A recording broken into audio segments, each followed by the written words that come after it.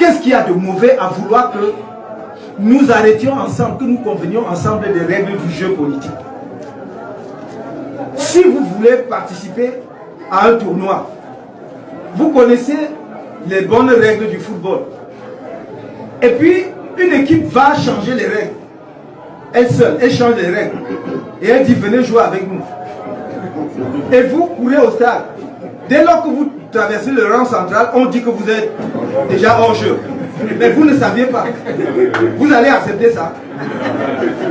Donc pourquoi donc on refuse de faire des règles consensuelles?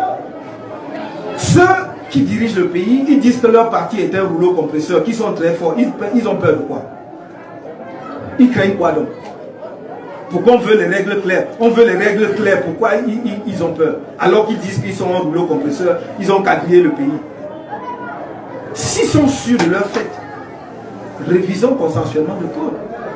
Et je voudrais ici lever une équivoque. Parce que d'habitude, quand on parle de réformer la loi électorale, les gens disent non, c'est la majorité qui décide ce qu'elle veut. Non, pas en matière électorale. Non, pas en matière constitutionnelle. Dans un pays, dans un État républicain, on ne révise pas la constitution comme on veut. Si vous regardez bien, même en France, dans des pays qui sont des pays que nous aimons citer, lorsque le président veut toucher à la constitution, il appelle toutes les forces politiques. Il leur explique la démarche.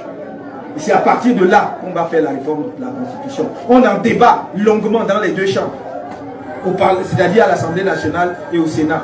L'opinion donne son avis. Les groupes sociaux, les syndicats, tout le monde contribue. Lorsqu'on veut toucher au code électoral, c'est pareil. Parce qu'on dit ici, oui, mais nous sommes majoritaires à l'Assemblée, donc nous faisons ce qu'on veut. Non.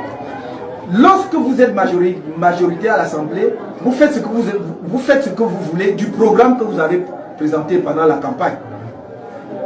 Est-ce que vous avez déjà vu, au cours d'une campagne ici, un parti politique dire que son programme, c'est de confisquer le code électoral pour modifier et faire ce qu'il veut pour rester éternellement au pouvoir? On vous a déjà proposé ça? Non. Donc quand il s'agit de revoir les règles du jeu, on voit ça consensuellement. Même dans des pays en guerre, vous aimez vous moquer, même en Côte d'Ivoire, de partout, ils ont revu le code électoral ensemble. Vous avez vu que alors que l'opposition est même représentée dans la CNI en Côte d'Ivoire, ils ont estimé que leur représentation n'était pas suffisante. Ils sont allés jusque devant la Cour africaine des droits de l'homme. Ça n'a choqué personne. Ici au Cameroun, dès qu'on dit oui, mais comme le pouvoir n'est pas prêt de céder, mais vraiment, est-ce que vous allez priver les familles de leur père, machin? Qu'est-ce qu'il nous reste à faire? De rentrer comme on nous demande de le faire sous les lits, de nous cacher pour dire que demander des excuses. On m'a demandé de demander des excuses. Parce que je dis que je ne suis pas d'accord, on dit que je dois présenter des excuses. Il faut que les Camerounais redeviennent, en tout cas ceux qui mangent là, et qui privent les Camerounais de ressources que le pays a pour tout le monde. Vous présentiez comme l'homme de la solution. Est-ce qu'il a les capacités et la compétence nécessaire pour gérer un pays comme le Cameroun? Vous vous êtes posé cette question? Est-ce que M. Cabral Libby peut être encore rassembleur? Posez-vous la question, froidement. Parce qu'il ne suffit pas que le professeur Maurice Kamto lui s'asseye dans une pièce discutée et dit que ouais, Cabral, vas-y. Vous êtes sûr que le Camerounais croit vraiment en sa capacité à pouvoir diriger le Cameroun? Et aussi les critères d'âge. Moi, je ne suis pas d'accord avec ça. Le professeur Maurice Kamto ne peut pas être exclu parce qu'il a 70 ans. On peut être un très bon président à 70 ans. Il est solide. Pourquoi nous disons que les personnes d'un certain âge, comme le président Paul-Biya, ne peuvent plus gouverner le Cameroun? C'est parce qu'on voit déjà qu'il y a des lacunes sur le plan même sur le plan physique. Et non seulement sur le plan physique, on sait que la fonction présidentielle est éprouvante.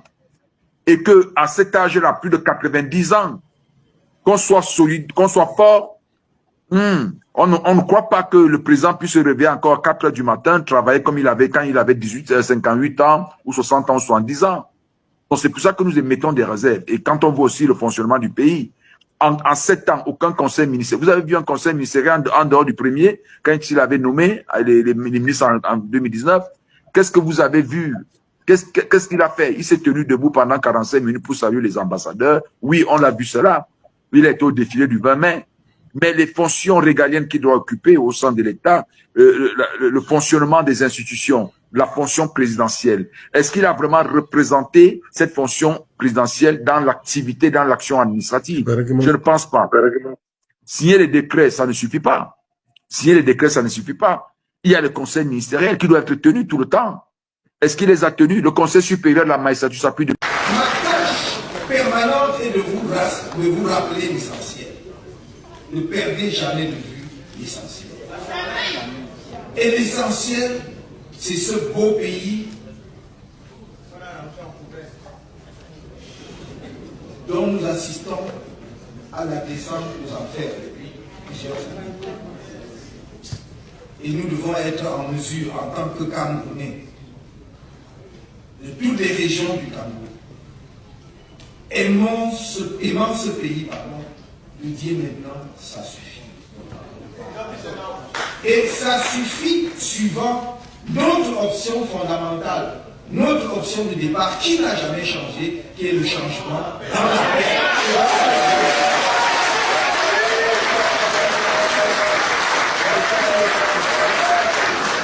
Je voudrais donc vraiment vous remercier, sachant combien vos calendriers sont chargés ici, de vous libérer pour être ici, même un samedi, pour certains depuis hier, est la preuve éclatante, non seulement de votre attachement à notre parti, mais de votre conviction dans la lutte que nous menons et qui sera une lutte victorieuse.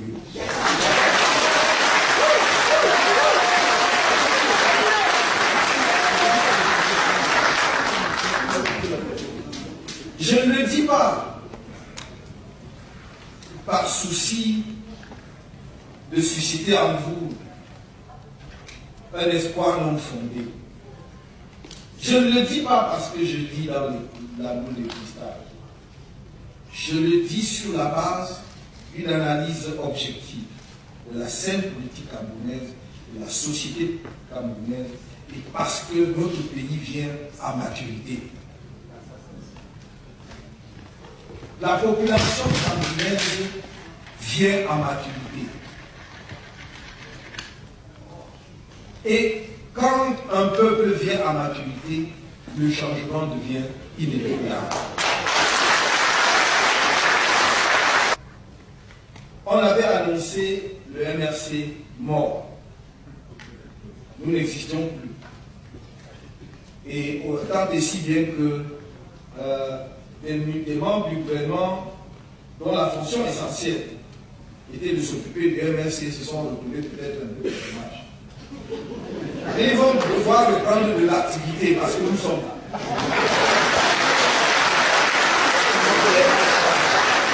Nous n'avons jamais cessé d'être là parce que je leur ai toujours dit, vous vous trompez. Vous avez fait peur à nos militants par la torture, par la brutalité, par l'injustice de toutes sortes. Et vous aviez cru que le MRC avait disparu, ou bien qu'ils avaient cessé d'être du MRC. Ils se sont tus, ils étaient silencieux, mais ils étaient toujours du MRC. Et ils l'ont découvert lorsque nous avons installé le premier bureau régional élu à l'issue du processus interne de renouvellement des organes du parti à Bafoussa. Et je peux vous dire, des témoignages de sources sûres, qu'ils ont dit, mais ces gens-là, on va faire comment? Vous avez force que vivre avec ces gens-là.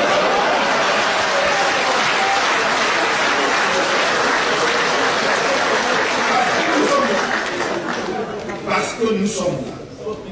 Parce que nous tenons un discours de vérité. Nous tenons un discours d'amour. Nous tenons un discours de sincérité, de rassemblement de tous les Camerounais. Et les Camerounais se reconnaissent dans notre discours.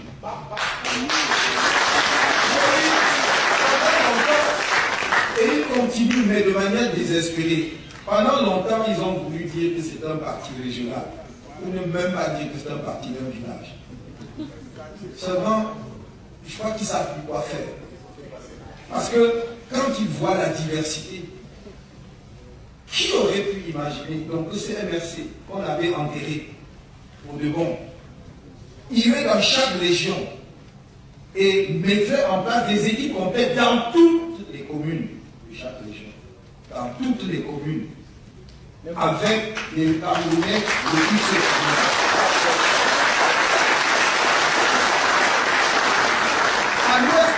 Dans le monde, nous avons mis entre parenthèses 7 ou 8 communes, nous avons organisé en deux, non pas parce qu'il y avait pas de militants, mais parce qu'ils n'étaient pas organisés en unité.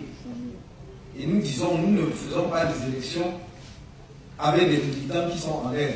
Chaque militant doit être dans une unité. Et ils se sont organisés en unité, les élections vont avoir lieu peut-être d'ici février. Et c'est ainsi partout. L'MRC est là, et je pense que nos compatriotes qui n'ont pas encore compris devraient commencer à s'habituer. Le MRC est là pour durer. Le MRC est là parce qu'il va apporter le changement après lequel les Camerounais courent depuis plus de 30 ans.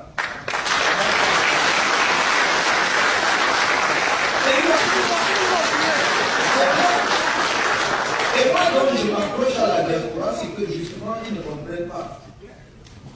C'est que, comme je viens de le dire, la diaspora, pour moi, est partie de la solution. Elle est... Si vous voulez un pays développé rapidement, moderne, il faut mettre la diaspora comme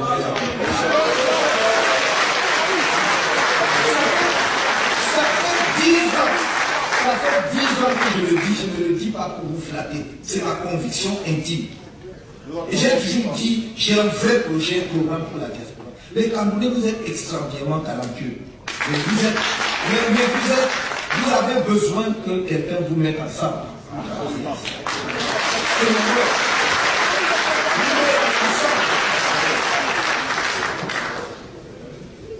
Parce que pendant que nous sommes en train de massacrer Martinez Zogo, l'Éthiopie est en train d'envoyer le 3e satellite. Vous comprenez? Et c'est ça qui fait mal. C'est-à-dire des pays, quand on parlait du Cameroun, on ne pouvait même pas prononcer leur nom. Maintenant, nous on est seulement sur les bancs de bouche. Sur les gravures. On ne peut pas fonctionner comme ça. Et c'est ça la différence fondamentale.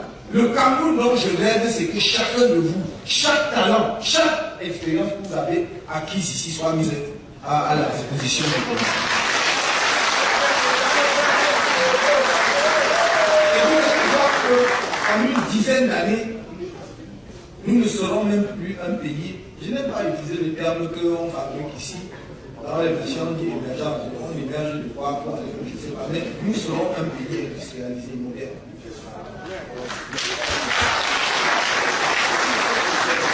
Et que vous avez écouté des thèses selon lesquelles le RDPC n'est pas en mesure aujourd'hui, à l'état actuel de la situation, investir le candidat Paul Biya à l'élection présidentielle, les instances dirigeantes du parti, de leur point de vue, n'étant plus fonctionnelles. Très bien. Alors, est-ce que c'est un débat pertinent ou il s'agit d'un perdant? Il s'agit d'un perdant. Vraiment, pour moi, la question ne devrait même pas être évoquée. Parce qu'il y a plus important. Déjà, de 1, vous allez me demander, vous voulez m'amener à donner des armes au RDPC alors que je ne suis pas membre du RDPC. Je n'entends jamais l'être. Pourquoi est-ce que le débat n'est pas pertinent? L'avocat Boumountimban, mon frère du Djel, l'a excellemment démontré. Oui. Est-ce qu'on est d'accord là-dessus?